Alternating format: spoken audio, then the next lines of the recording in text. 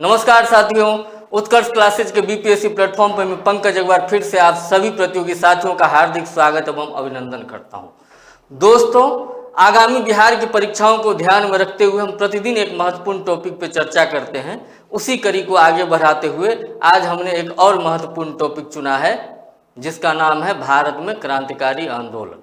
ठीक है दोस्तों, भारत में क्रांतिकारी आंदोलन यह टॉपिक बहुत ही महत्वपूर्ण है परीक्षा की दृष्टि से। और आज का यह सेशन जो है बहुत ही रोचक होने वाला है, बहुत ही आपको मजा आने वाला है। ठीक है, और बहुत सारी ऐसी घटनाओं के बारे में आज हम जानने वाले हैं जो लगभग आपको सामान्य रूप से देखने को नहीं मिलेंगे, आपके पास उसकी जानकारी शायद नहीं होगी। आज आप पहली बार उसके बारे में जान रहे होंगे। तो आज के पूरे सेशन को बिना स्किप किए हुए आप अंत तक देखिए दोस्तों। और परीक्षा में जो सवाल आने वाले हैं वो तो आएंगे ही, और आएंगे तो आज के इस सेशन से आएंगे दोस्तों। ठीक है ना, इस बात का मुझे भरोसा है। बस शर्त यही है कि आप अंत तक बिना स्किप किए हुए पूरे सेशन को देखिए। हम दोस्तों बात कर रहे हैं भारत में क्रांतिकारी आंदोलन की। भारत में अगर क्रांतिकारी आंदोलन की बात करें तो क्रांतिकारी आंदोलन भारत में 2 चरणों में जो है संपादित हुआ। ठीक है, एक चरण जो था वो 1900 ईस्वी से लेकर के 1915 ईस्वी के बीच में, और दूसरा चरण जो इसका था वह 1920 से लेकर के 1930 के बीच में दोस्तों। ठीक है, इन 2 फेजों में जो है भारत में क्रांतिकारी आंदोलन के चरित्र को हम आज समझने का प्रयास करेंगे। ठीक है दोस्तों, भारत में जो क्रांतिकारी आंदोलन चलाया जा रहा था दोस्तों, यह क्रांतिकारी आंदोलन हिंसा की सिर्फ एक छिटपुट घटना नहीं थी। कोई हिंसा की छोटी मोटी घटना नहीं थी कि आज बंगाल में हो गया हिंसा, कल महाराष्ट्र में हो गया हिंसा, परसों बिहार में हो गया हिंसा। ये एक हिंसा की छिटपुट घटना नहीं थी। यह क्रांतिकारी आंदोलन जो था दोस्तों, यह भारतीय राष्ट्रवाद का एक ऐसा उग्र स्वर था जिसने अपने को अजय मानने वाले ब्रिटिश सत्ता की चूल्हे हिला करके रख दी दोस्तों। ठीक है ना, ब्रिटिश साम्राज्य के बारे में ये कहा जाता था कि ब्रिटिश इतने शक्तिशाली हैं, उनका विस्तार इतने बड़े विश्व के इतने बड़े क्षेत्र तक है उनकी पहुंच कि उनका कभी सूर्यास्त ब्रिटिश साम्राज्य का नहीं होता है। ऐसा कहा जाता था कि ब्रिटिश साम्राज्य का कभी सूर्यास्त नहीं होता था दोस्तों। ठीक है ना, वैसी शक्तिशाली ब्रिटिश साम्राज्य को जो खुद को अजय मानती थी, भारतीय क्रांतिकारियों ने जो है उनकी चूल्हे हिला करके रख दी दोस्तों। ठीक है ना, उनके भ्रम को तोड़ के रख दिया कि नहीं, तुम अजय नहीं हो। अब हम इसके चरणों की बात करते हैं। तो जो 2 चरणों की बात हमने की है कि एक 1900 ईस्वी से 1915 ईस्वी तक, और दूसरा चरण जो है वह 1920 ईस्वी से लेकर 1930 ईस्वी तक।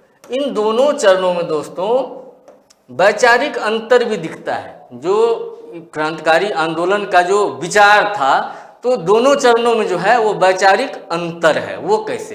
प्रथम चरण की अगर बात करें तो प्रथम चरण में जो है दोस्तों क्रांतिकारी आंदोलन जो था वो कहीं ना कहीं धार्मिक राष्ट्रवाद से प्रेरित था दोस्तों। ठीक है ना, धार्मिक राष्ट्रवाद से प्रेरित था। अब इसके अगर उदाहरण की हम बात करें, कैसे धार्मिक राष्ट्र से प्रेरित था, राष्ट्रवाद से प्रेरित था, तो जैसे महाराष्ट्र की अगर हम बात करते हैं तो बाल गंगाधर तिलक ने वहाँ पे शिवाजी उत्सव, गणेश उत्सव का प्रारंभ किया था। 1890 के आसपास शिवाजी उत्सव मनाना शुरू किया था। कब? शिवाजी उत्सव 1895 में मनाना प्रारंभ हुआ था महाराष्ट्र में दोस्तों। ठीक है ना, किसके द्वारा शुरुआत की गई थी? बाल गंगाधर तिलक के द्वारा। वहीं गणेश उत्सव की अगर हम बात करें तो ये गणेश उत्सव जो है 1893-94 में जो है दोस्तों गणेश उत्सव 1893-94 में मनाना प्रारंभ किया गया। किनके द्वारा? तो बाल गंगाधर तिलक के द्वारा। ठीक है, बाल गंगाधर तिलक जी के द्वारा जो है गणेश उत्सव और शिवाजी उत्सव को मनाना प्रारंभ किया गया दोस्तों। ठीक है, इसे ध्यान रखेंगे। ये परीक्षा में सीधे सीधे आपसे पूछ लिया जाता है इस तरह के तथ्य के बारे में। ठीक है, इसे ध्यान रखेंगे। तो ये हम क्रांतिकारी आंदोलन के प्रथम चरण की बात कर रहे थे कि प्रथम चरण में कहीं ना कहीं धार्मिक राष्ट्रवाद से जो है प्रेरित था क्रांतिकारी आंदोलन, उसका जो विकास हुआ था उसमें कहीं ना कहीं धर्म का पुट था। ठीक है, वहीं दूसरे चरण में समाजवाद इसका अंग बना। जो वैचारिक प्रोत्साहन जो मिला वो किससे मिला? समाजवाद से मिला, धर्मनिरपेक्षता से मिला, और पूर्ण स्वराज की प्राप्ति जो है यह भी इसके प्रमुख जो वैचारिक प्रोत्साहन के साधन के रूप में जो है साबित हुए। दोस्तों इसे ध्यान रखेंगे, ठीक है ना। अभी आपको आगे पता चलने वाला है कि हमने समाजवाद की बात की है, क्यों की है, हमने धर्मनिरपेक्षता और पूर्ण स्वराज की जो है बात क्यों की है। दोस्तों भारतीय क्रांतिकारियों की शहादत ने जो है दोस्तों, भारतीय जो आम जनमानस थे, जो आम लोग थे, उन आम लोगों में एक मनोवैज्ञानिक ऊर्जा का संचार किया दोस्तों, और यही मनोवैज्ञानिक प्रभाव जो है आम जन को भारत छोड़ो आंदोलन के करो या मरो के नारा तक पहुंचा दिया। दोस्तों भारत छोड़ो आंदोलन में 1942 ईस्वी में महात्मा गांधी नारा दिया था, करो या मरो, डू और डाई। ठीक है, तो ये क्या स्पष्ट होता है, इससे क्या समझ में आता है? ये समझ में आता है कि जो क्रांतिकारी आंदोलन चलाया जा रहा था भारत में 1900 ईस्वी से प्रारंभ होकर के 1915 तक प्रथम चरण, और फिर 1920 से 1930 के बीच में द्वितीय चरण, उसी का जो विकास क्रम है वो आगे बढ़ते बढ़ते बढ़ते बढ़ते कहीं ना कहीं 1942 ईस्वी तक भारत छोड़ो आंदोलन तक पहुंचते पहुंचते जो है लोगों के मन में करो या मरो, मतलब वहां पे क्या था कि क्रांतिकारी आंदोलन में शहादत हो जाती थी, शहीद हो जाते थे क्रांतिकारी, ठीक है ना। अब भारत छोड़ो आंदोलन तक पहुंचते पहुंचते सिर्फ कुछ क्रांतिकारी नहीं, सिर्फ कुछ लोग नहीं, बल्कि आम जनमानस या तो करो या तो मरो के लिए जो है डट पड़े थे, मैदान में उतर चुके थे। दोस्तों इसे ध्यान रखेंगे, यह बहुत ही महत्वपूर्ण है, ठीक है ना। ये हमने इसकी पृष्ठभूमि की बात की है। दोस्तों इन क्रांतिकारियों ने जो है अंग्रेजों के मन में भय पैदा किया, और सिर्फ भय ही नहीं पैदा किया, भारतीय क्रांतिकारियों ने, युवा वर्ग ने जो है उस समय में, तत्कालीन समय में जो है क्रांति शब्द को नए तरीके से जो है परिभाषित किया। वो कैसे दोस्तों? क्रांति तो क्रांति है, लेकिन इसका नया तरीका, सोचने का तरीका जो है, माइंडसेट चेंज हुआ। अब तक क्या था? क्रांति मतलब होता था बम मार दो, गोली मार दो, मतलब क्रांति सिर्फ और सिर्फ बंदूक तक सीमित थी, पिस्तौल तक सीमित थी, बम तक सीमित थी। दोस्तों लेकिन जब हम द्वितीय चरण में पहुंचे क्रांतिकारी आंदोलन के, तो वहां पे जो है धारणा बदल चुकी थी क्रांतिकारियों की। पूर्ण स्वराज वे अब भी चाहते थे, लेकिन सबसे पहले वह समाज में जो मनुष्य के द्वारा मनुष्य का शोषण किया जाता था उसको समाप्त करना चाहते थे। क्रांतिकारियों का उद्देश्य जो है सिर्फ अंग्रेजों से मुक्ति नहीं थी, उनका उद्देश्य जो है भारत में मनुष्य के द्वारा जो मनुष्य का शोषण किया जा रहा था, ऐसी व्यवस्था को खत्म करना था।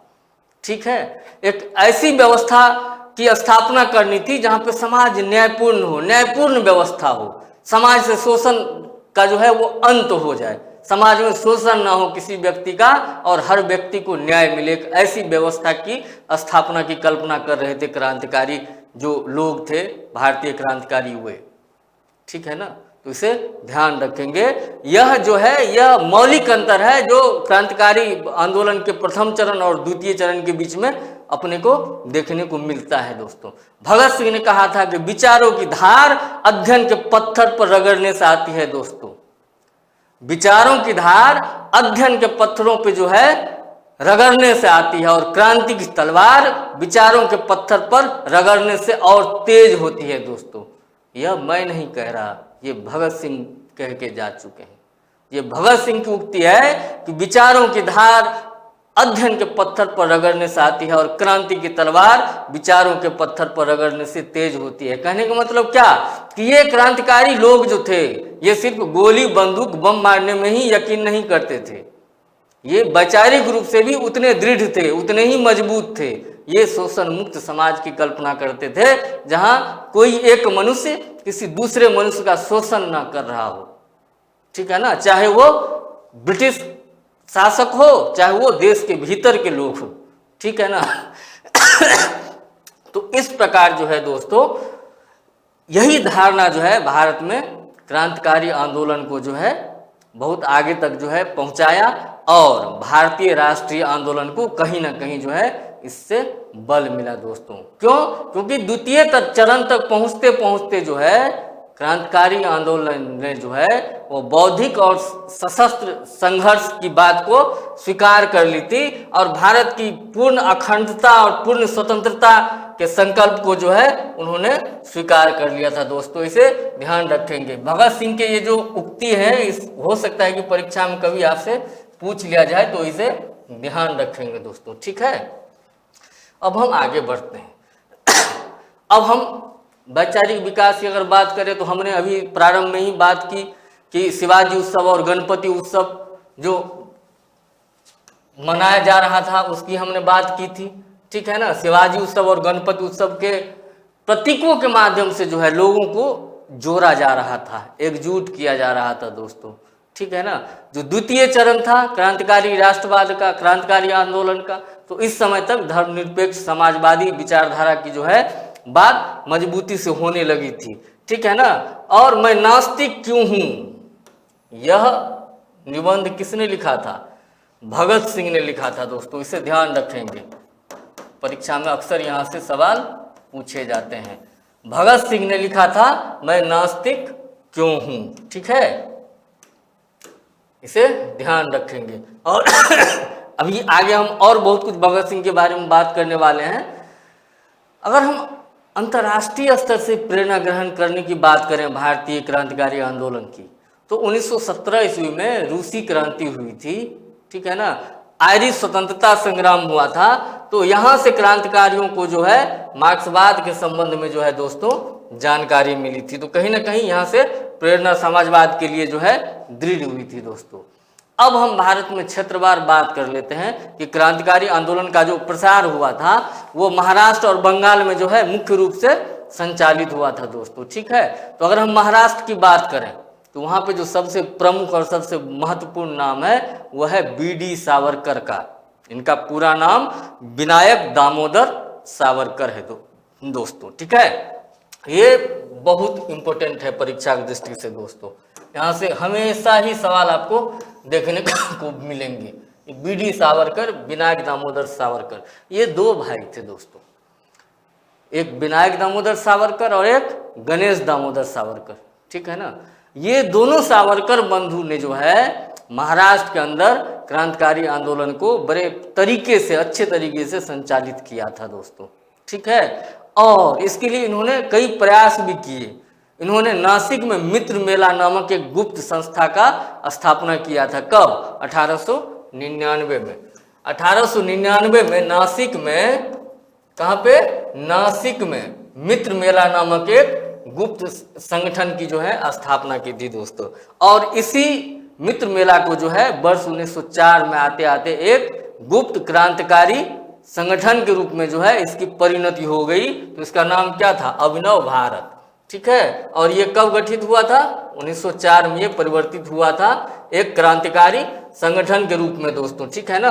तो ये मित्र मेला जो था, ये मित्र मेला को ही बाद में जो है, मित्र मेला जो था, इस मित्र मेला को ही अभिनव भारत के रूप में जो है परिवर्तित कर दिया गया था, क्रांतिकारी संगठन के रूप में परिवर्तित कर दिया गया था दोस्तों। कब? 1904 में।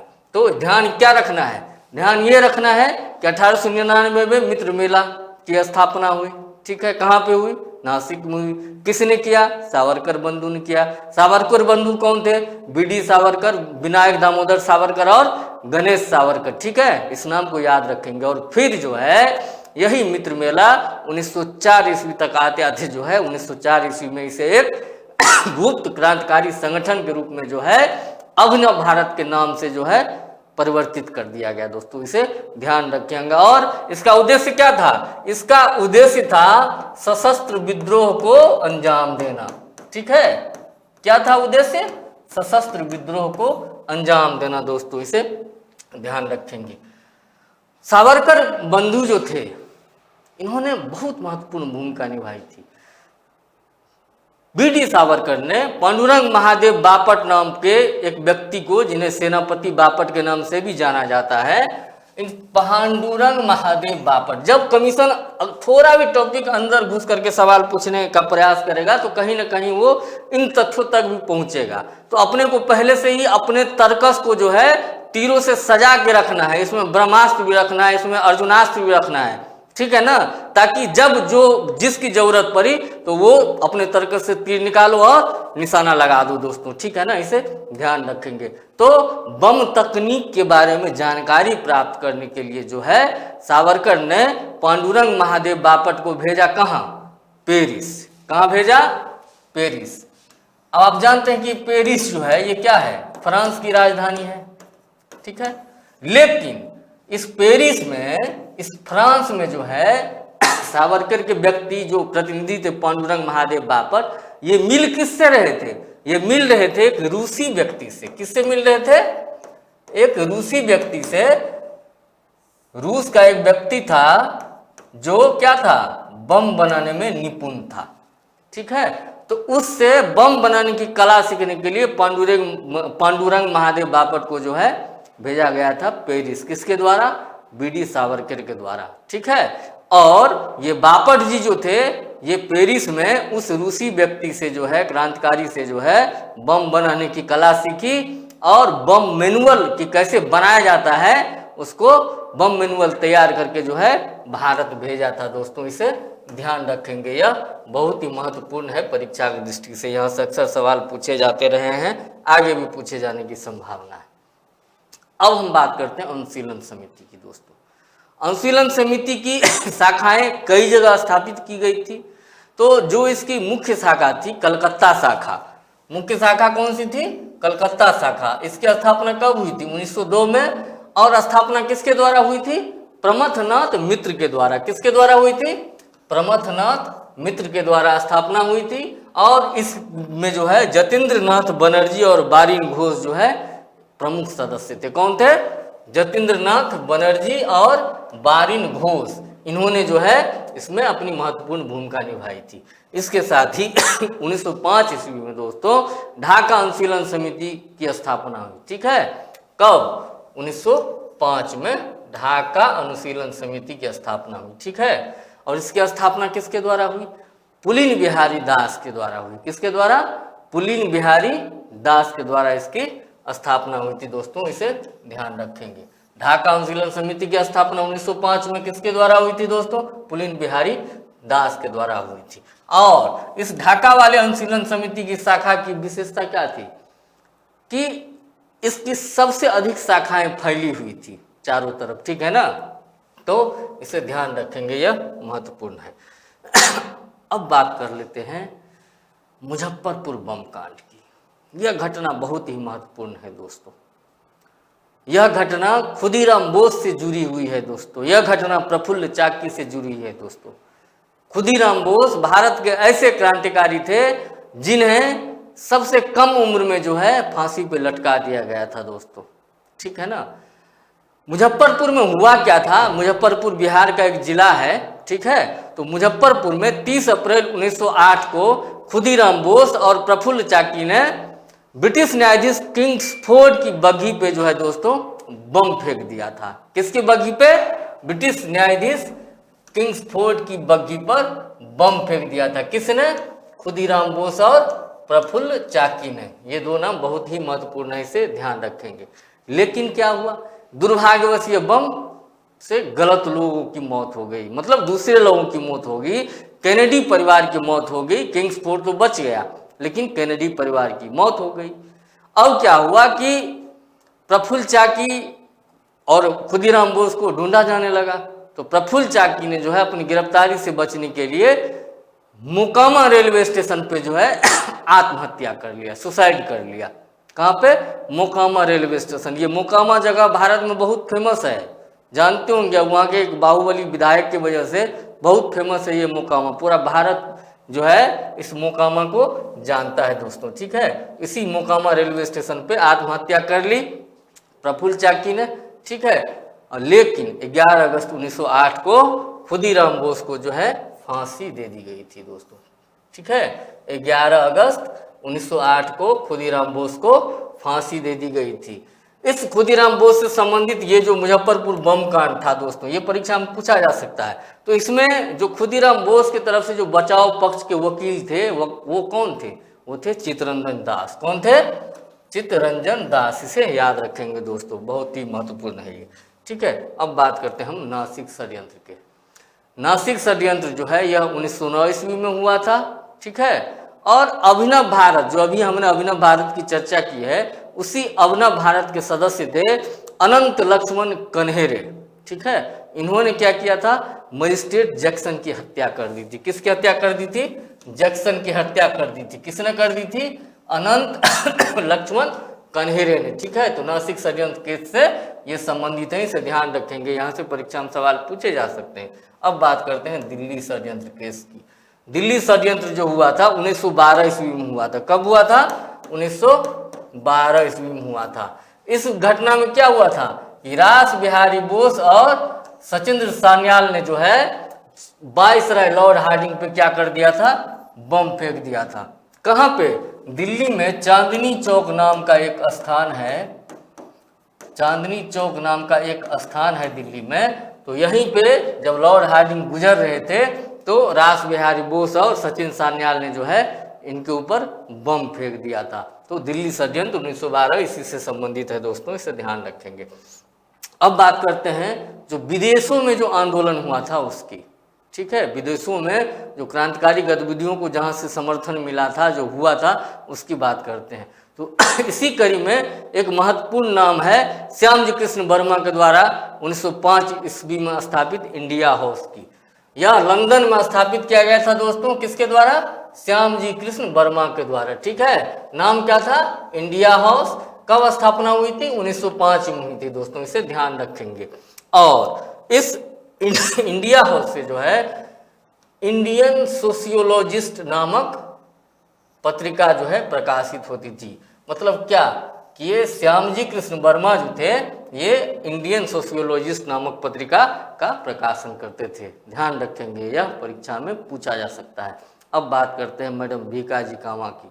दोस्तों मैडम भीकाजी कामा को भारतीय क्रांति की माता भी कहा जाता है। इनके बारे में हमने बहुत विस्तृत क्लास लिया हुआ है, तो आप देख सकते हैं, जहाँ पे भारत की प्रसिद्ध महिला क्रांतिकारी नाम से एक टॉपिक हमने बनाया हुआ है, स्वतंत्रता सेनानी, महिला स्वतंत्रता सेनानी नाम से एक टॉपिक है, आपको हमारे प्लेलिस्ट पंकज सर वाले में मिल जाएगा बीपीएससी उत्कर्ष चैनल पे।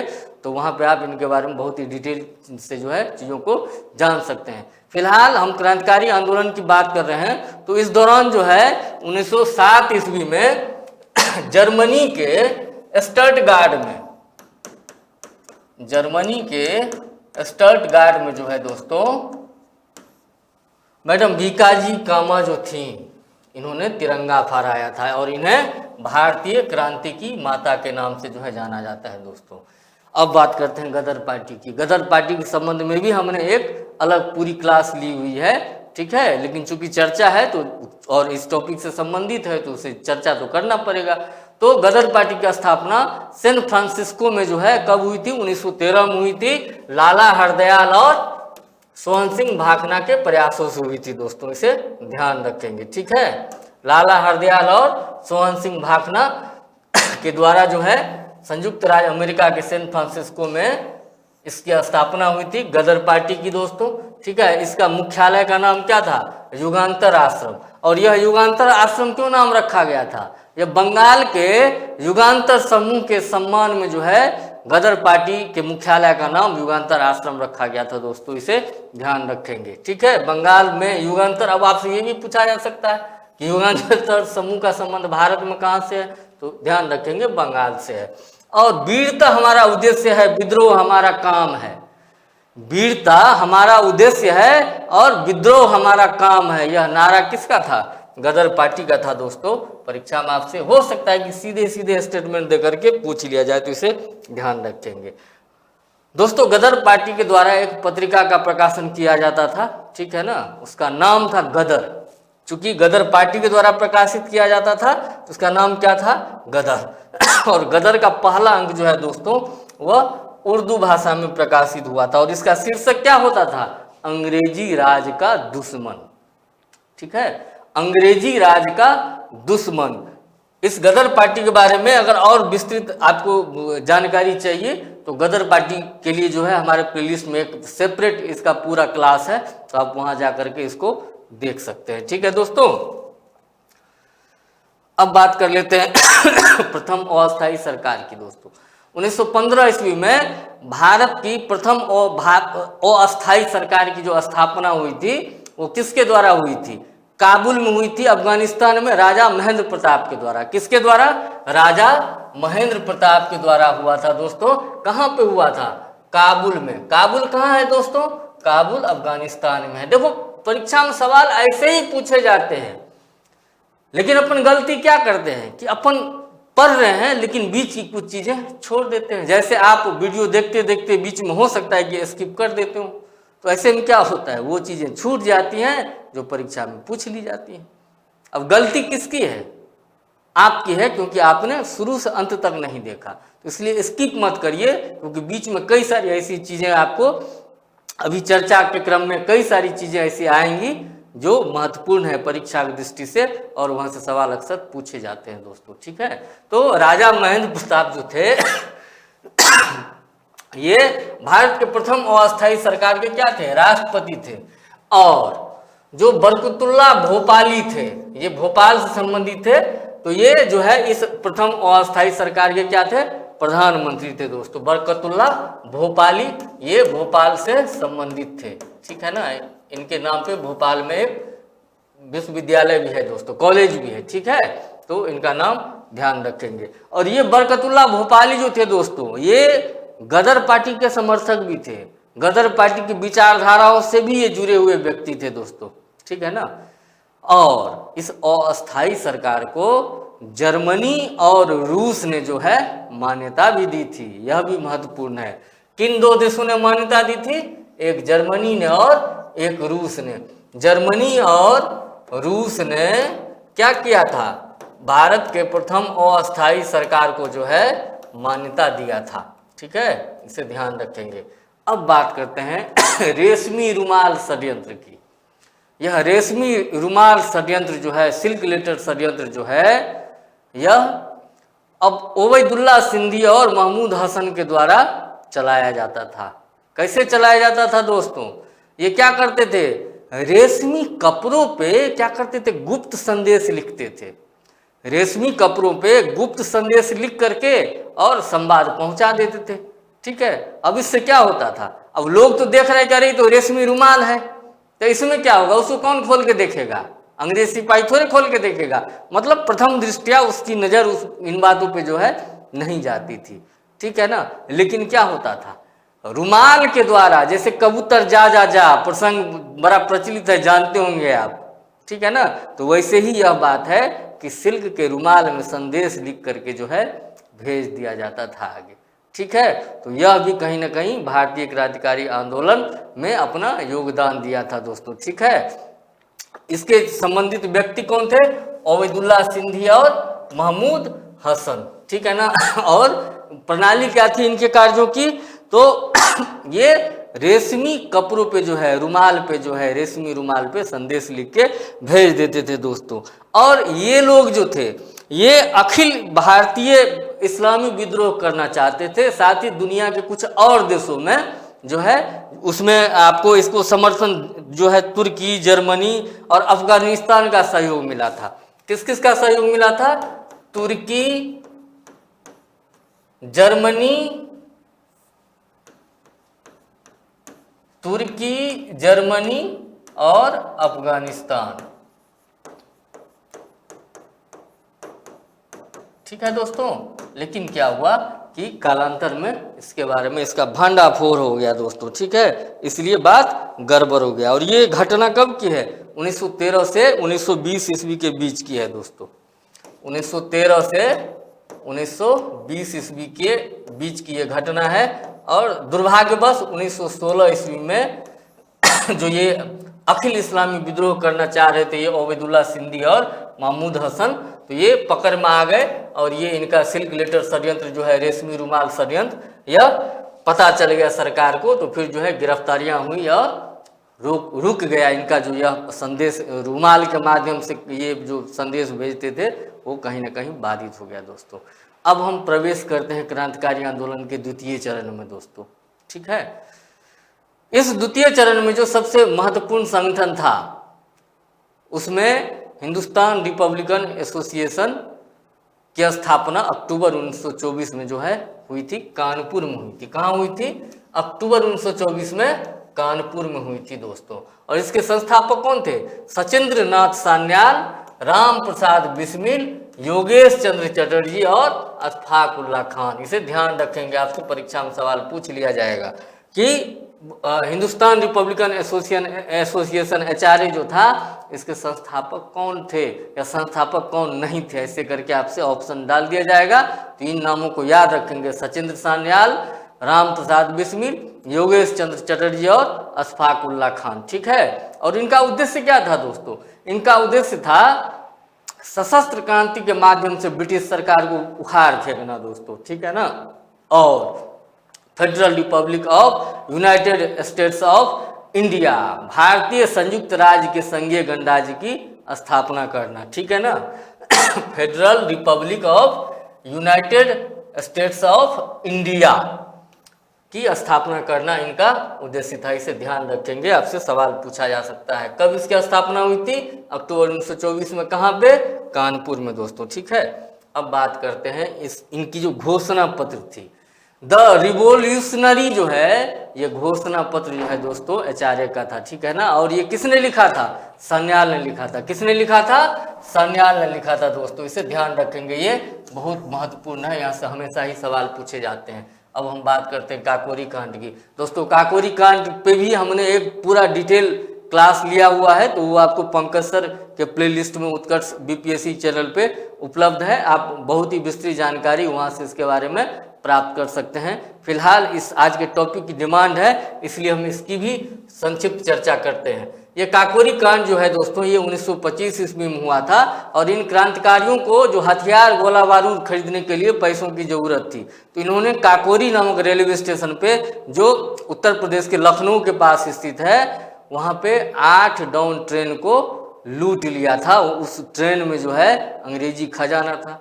उस खजाने को लूट करके इन्होंने 4601 रुपया या कुछ स्रोतों में जो है वो 8000 रुपया बताया जाता है, तो ये वहाँ से लूट लिए थे दोस्तों। इसलिए यह काकोरी कांड महत्वपूर्ण है। ये कब हुआ था? 1925 में हुआ था, ठीक है। जब ये घटना हो गई तो फिर मुखबिरों ने मुखबिरी कर दी, और मुखबिरी जब कर दिया तो फिर जो क्रांतिकारी इसमें शामिल थे उनको पकड़ लिया गया, जिसमें प्रमुख नाम की अगर बात करें तो राम प्रसाद बिस्मिल थे, अशफाक उल्लाह खान थे, रोशन सिंह थे और राजेंद्र लाहिरी थे दोस्तों, ठीक है ना। राजेंद्र लाहिरी थे, रोशन सिंह थे, अशफाक उल्लाह खान थे और राम प्रसाद बिस्मिल थे। ये महत्वपूर्ण नाम है जो इस घटना से जुड़े हुए हैं दोस्तों, इसे ध्यान रखेंगे। अब बात करते हैं Hindustan socialist Republican association HSRA। इसका गठन कब हुआ था?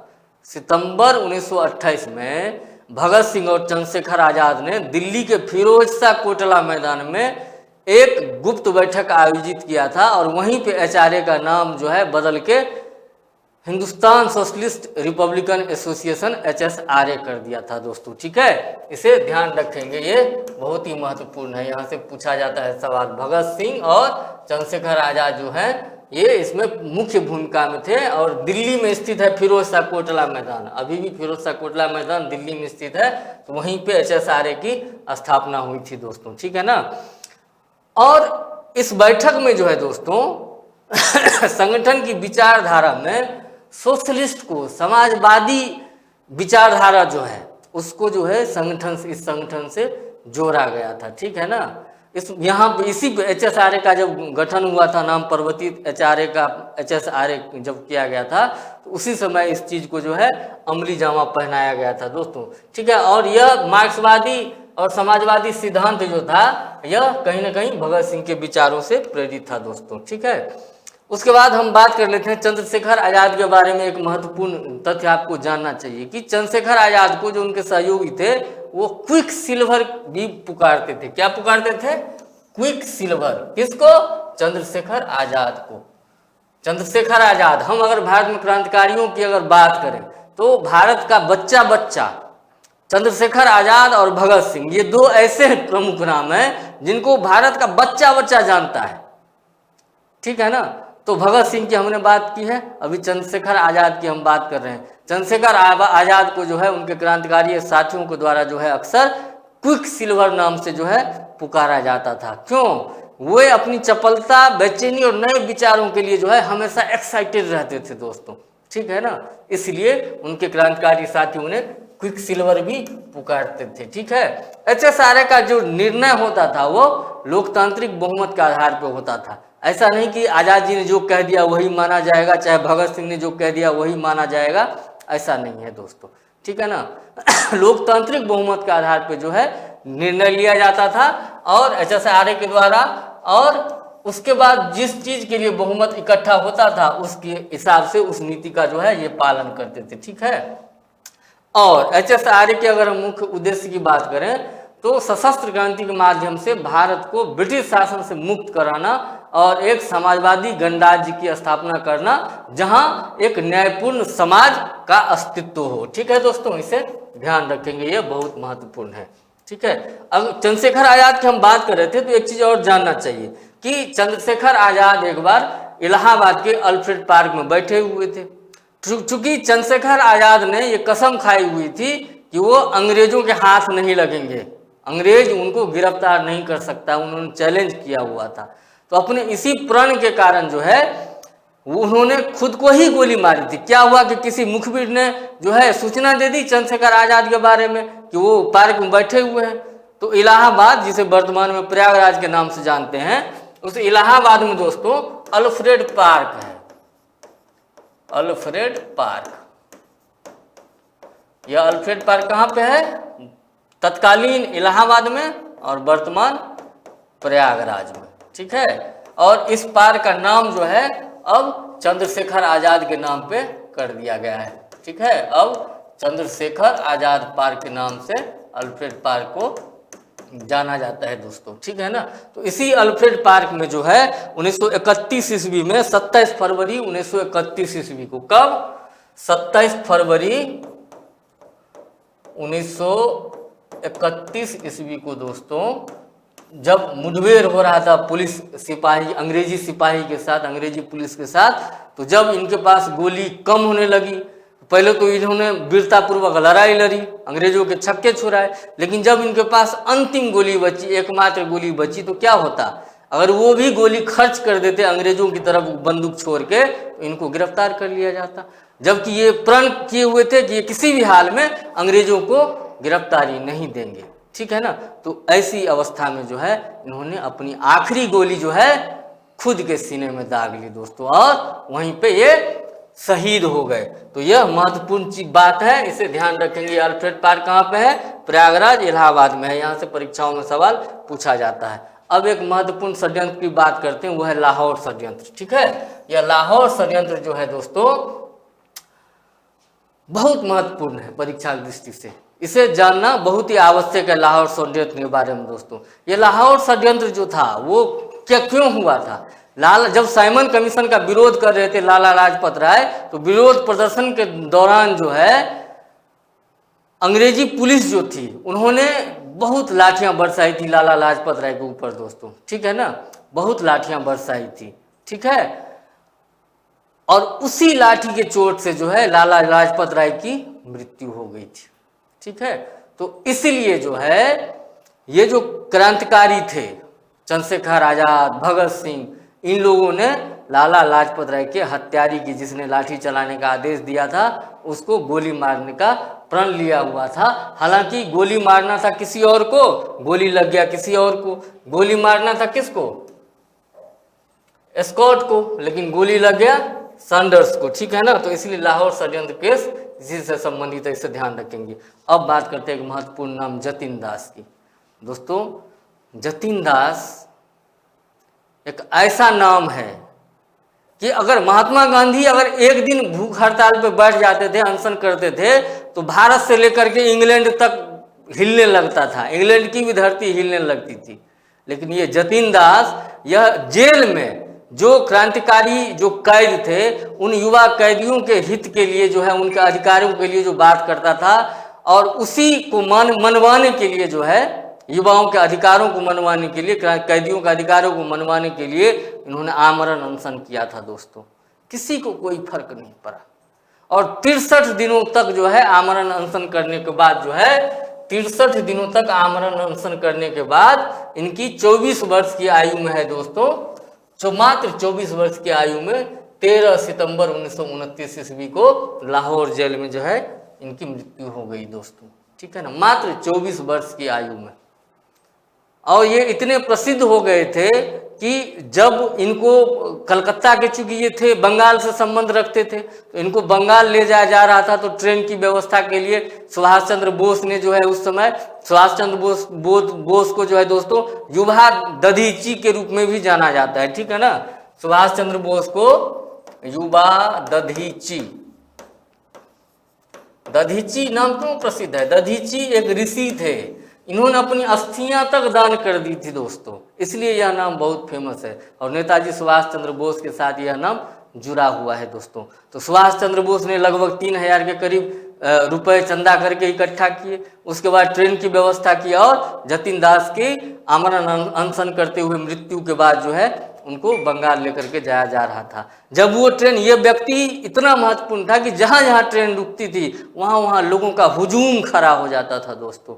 इसी क्रम में जब यह ट्रेन कानपुर में रुकी थी तो पंडित जवाहरलाल नेहरू, जो उस समय राष्ट्रीय आंदोलन के बहुत बड़े नेता थे, पंडित जवाहरलाल नेहरू और गणेश शंकर विद्यार्थी कानपुर रेलवे स्टेशन पे जतिन दास के अंतिम यात्रा में उनको अंतिम दर्शन करने के लिए जो है वहाँ पे पहुँचे थे दोस्तों। ठीक है, ये वही जतिन दास हैं जिन्होंने 63 दिन तक आमरण अनशन करने के बाद 24 वर्ष की आयु में जो है अपनी शहादत दी थी। अब बात करते हैं सेंट्रल असेंबली बम कांड की। यह घटना कब हुई थी? 8 अप्रैल 1929 ईस्वी को। यह तिथि परीक्षा में पूछ ली जाती है, तो इसे ध्यान रखेंगे।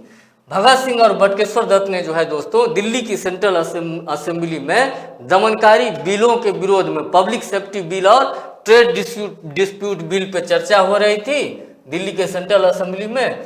तो इसी के विरोध में जो है खाली जगह पे गए कौन? भगत सिंह और बटुकेश्वर दत्त। कब? 8 अप्रैल 1929 को ले जाके 2 बम धाए धाए पटक दिए। ठीक है, खाली जगह पे पटके। ध्यान देने वाली बात यह, इनका उद्देश्य क्या था?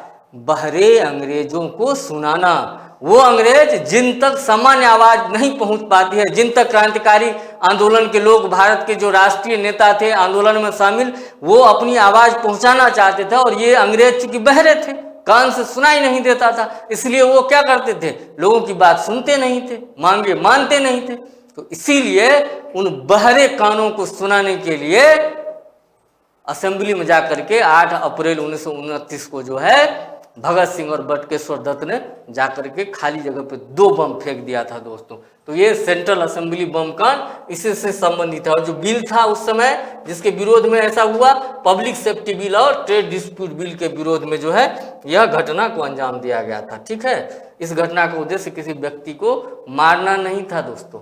तो इस घटना में भगत सिंह को तो फांसी दे दी गई।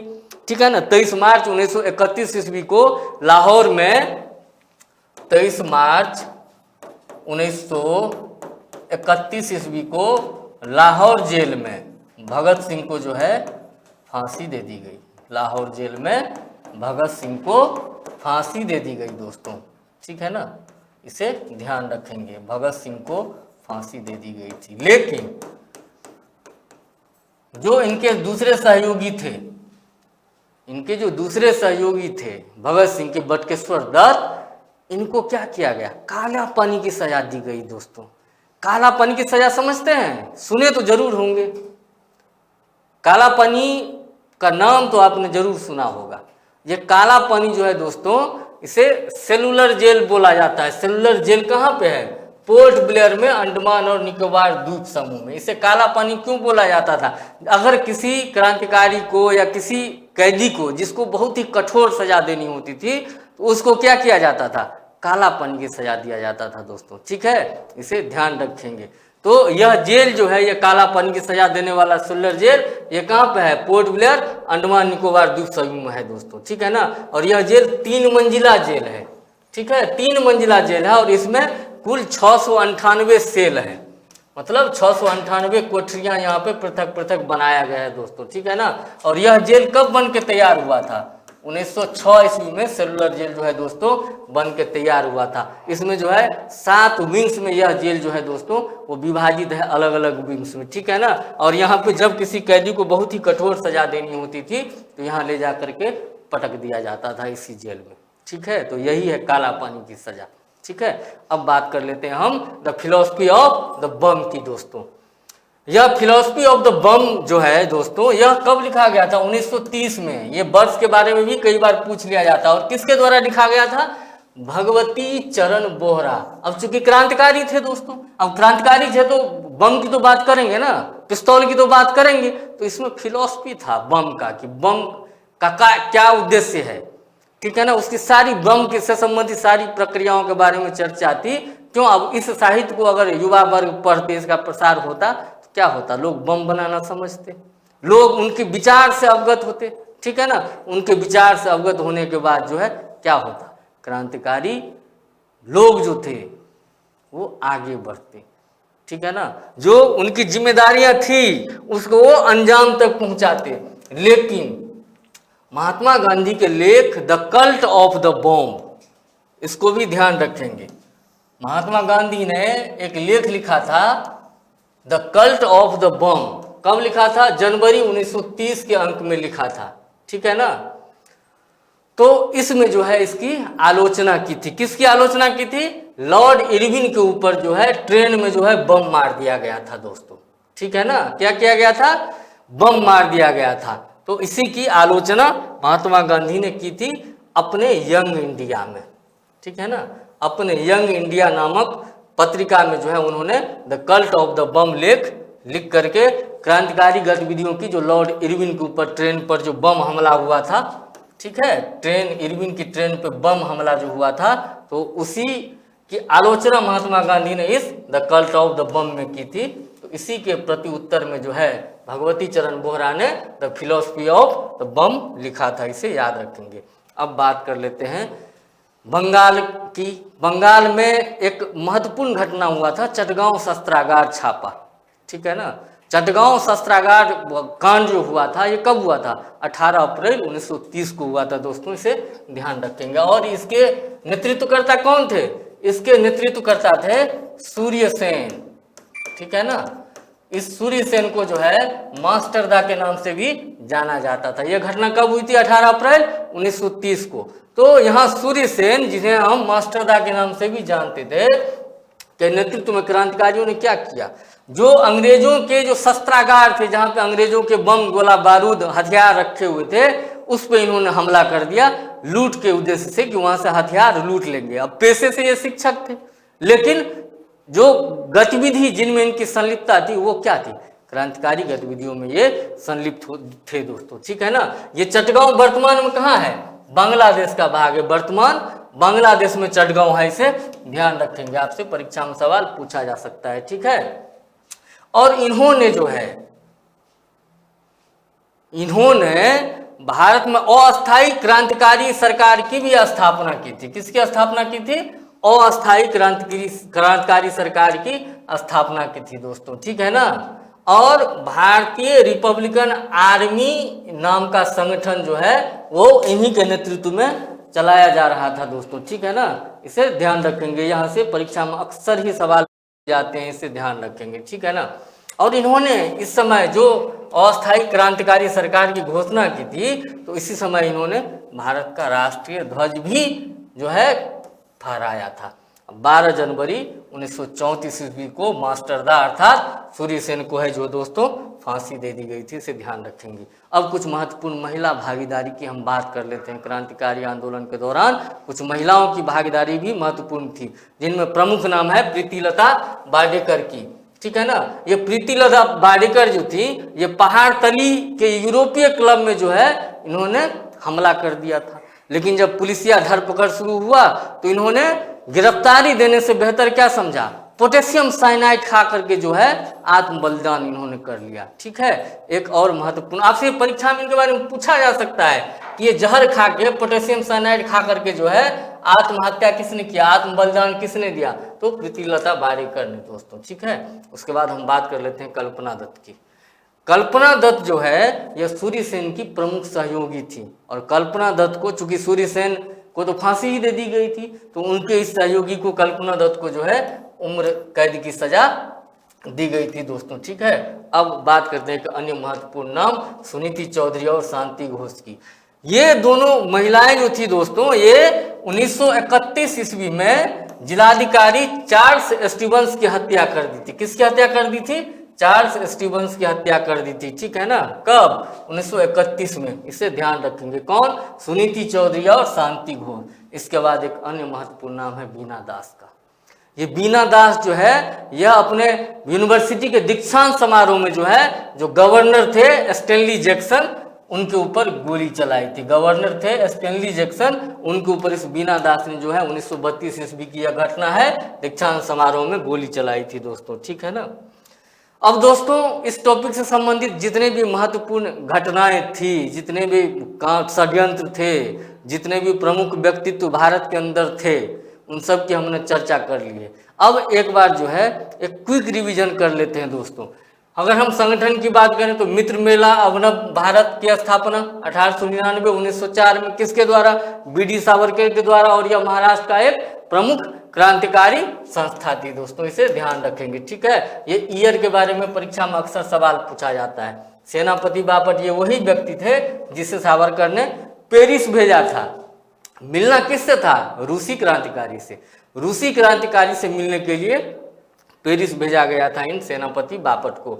उसके बाद मुजफ्फरपुर बम कांड की बात करें तो 1908 ईस्वी में दोस्तों मुजफ्फरपुर बम कांड को अंजाम दिया गया था, और इस घटना में जो है खुदीराम बोस को फांसी दे दी गई, और प्रफुल्ल चाकी ने जो है आत्महत्या कर लिया। कहाँ पे? वही बाहुबली वाला जो हम बात बोले हैं अभी, वहीं पे मोकामा में। ठीक है, मोकामा रेलवे स्टेशन पे इन्होंने शहादत दे दी थी दोस्तों। अब बात करते हैं राजा महेंद्र प्रताप की। इन्होंने 1915 ईस्वी में अफगानिस्तान के काबुल में भारत की पहली अस्थायी सरकार की इन्होंने स्थापना की थी दोस्तों, जिसमें जो है ये महेंद्र प्रताप जो थे, ये क्या थे? ये राष्ट्रपति थे, और बरकतुल्ला जो थे, बरकतुल्ला भोपाली, वो प्रधानमंत्री थे। इसे ध्यान रखेंगे। काकोरी ट्रेन एक्शन घटना किस वर्ष हुई थी दोस्तों? 1925 ईस्वी में हुई थी। ठीक है, और अभी हाल ही में वर्ष 2025 में जो है काकोरी ट्रेन एक्शन घटना जो है, इसका शताब्दी वर्ष भी मनाया गया है उत्तर प्रदेश सरकार के द्वारा। इसे ध्यान रखेंगे दोस्तों। ठीक है ना। और इसमें जो गिरफ्तारियां हुई थी, जो सजा दी गई थी, उसमें शामिल थे राम प्रसाद बिस्मिल, अशफाक उल्लाह खां, रोशन सिंह आदि व्यक्ति। ठीक है। अब एच.एस. आर्य की बात करें, जो भगत सिंह की भूमिका इसमें महत्वपूर्ण थी, तो इसका गठन कब हुआ? 1928 में। ठीक है, समाजवाद जो है लक्ष्य घोषित किया गया था, और भारत नौजवान भारत सभा की स्थापना हुई थी भगत सिंह के द्वारा। कब? 1926 में। यह बहुत इंपॉर्टेंट तथ्य है, इसे ध्यान रखेंगे कि नौजवान भारत सभा की स्थापना कब हुई थी? 1926 में हुई थी। किसके द्वारा हुई थी? तो भगत सिंह के द्वारा हुई थी दोस्तों। यहाँ से अक्सर परीक्षा में सवाल पूछे जाते हैं। और हमने जतिन दास की बात करी कि 63 दिनों की भूख हड़ताल के बाद भी अंग्रेजों के कानों तक इनकी मांगे पहुंच नहीं पाई। इसलिए तो हमने अभी क्या कहा है कि भगत सिंह जो असेंबली में जो बम फेंका था, तो उसने क्या कहा था? खाली जगह पे बम फेंका था। ठीक है, अगर उनको हिंसा करना उनका उद्देश्य होता तो क्या करते? जब असेंबली में घुस ही गए थे तो मार देते बम जज के ऊपर में, लेकिन नहीं मारे। क्यों? क्योंकि वो हिंसा नहीं करना चाहते थे, वो किसी को क्षति नहीं पहुंचाना चाहते थे। वो सिर्फ एक जोरदार आवाज के माध्यम से क्या चाहते थे कि अंग्रेजों के बहरे कानों तक ये आवाज पहुंचे, जो जतिन दास के समय में नहीं पहुंच पाई थी। 63 दिनों के भूख हड़ताल के बाद जो है दोस्तों इनकी शहादत हो गई थी लाहौर जेल में। यह भी पूछा जा सकता है कि किस जेल में? तो लाहौर जेल में। इसे ध्यान रखेंगे। ठीक है ना, यह अति महत्वपूर्ण है। उसके बाद हमने बीना दास और शांति सुनीति की बात की, तो ये महिला क्रांतिकारी 1931-32 ईस्वी में जो है गवर्नर्स पे हमलों के लिए प्रसिद्ध थे दोस्तों। आज के इस महत्वपूर्ण टॉपिक को हमने बहुत ही सूक्ष्म स्तर पे जानने का प्रयास किया है। हर एक बातों को चर्चा में शामिल किया है। जितने भी महत्वपूर्ण तथ्य हो सकते थे उस सब पे हमने बात करी है दोस्तों, ठीक है ना। तो मेरी ये आशा है कि आप इस पूरे टॉपिक को बहुत ही अच्छे से समझ गए होंगे। आप इसे पूरे सेशन को बिना स्किप किए हुए दोबारा से एक बार देखिए, ठीक है, ताकि क्या होंगी, जो चीज़ें हैं वो याद हो जाएंगी और निश्चित रूप से परीक्षा में सवाल तो यहाँ से आएंगे ही आएंगे। और अगर परीक्षा में सवाल पूछे जाएंगे दोस्तों तो वो हमारे आज के इस सेशन से बाहर नहीं होंगे, इस बात का मैं आपको आश्वासन देता हूँ दोस्तों। तो पूरे सेशन को बिना स्किप किए हुए अंत तक देखिए आप, यह निश्चित रूप से आपको परीक्षा हॉल में जो है जब पेपर आपके सामने होगा तो आपके चेहरे पर मुस्कुराहट लाने का एक कारण बन सकता है, ठीक है ना। क्योंकि आपको याद आएगा कि इस सेशन में आपने इस टॉपिक को ये चीज़ पढ़ा है और ये चीज़ यहाँ से आया है, ठीक है ना। तो सारे तथ्यों को मेमोराइज कर लीजिए। अवधारणा पे हमने बहुत ही विस्तार से चर्चा कर ही ली है, जिसको आप बिल्कुल समझ ही गए होंगे। तो फिर जल्द ही मिलते हैं एक महत्वपूर्ण टॉपिक के साथ। जय हिंद।